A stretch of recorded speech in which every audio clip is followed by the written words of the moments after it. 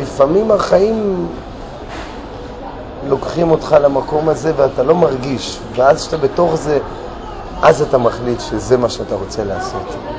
דקתי בכל מיני מקומות בעולם, אם זה בחול ואם זה בארץ, אם זה בצטילה, אם זה עם רשת, אם זה עם חכה, באמת בכל הוורסיות. היה תרביל ותכשיטים, בכלל לא הייתי בנישה. באחת הפעמים במקומות שעבדתי ראיתי בן אדם שיושב ומכין תכשיטים שהם עבודת יד, והתפעלתי, היו תכשיטים ממש יפים.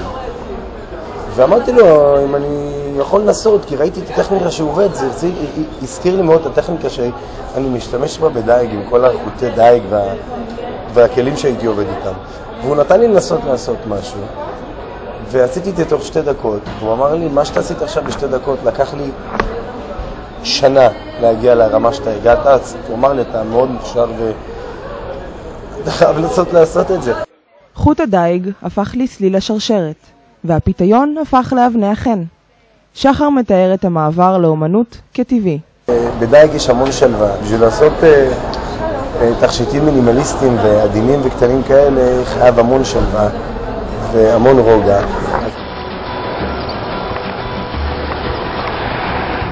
שחר מציע לעזור אומץ, לתפוס את החיים בידיים ולצאת מהקופסה. אל תפחד מהפחד, זה האוהב הכי גדול שלנו, וגם טודי טסה כתב על זה שיר, ואני ממליץ לכולם להקשיב לשיר הזה, זה מאוד מחזק ברגעים החלשים והקשים. עדיף כישלון מפואר מחלומות במגירה, דירת חדר בפינה של הפינה.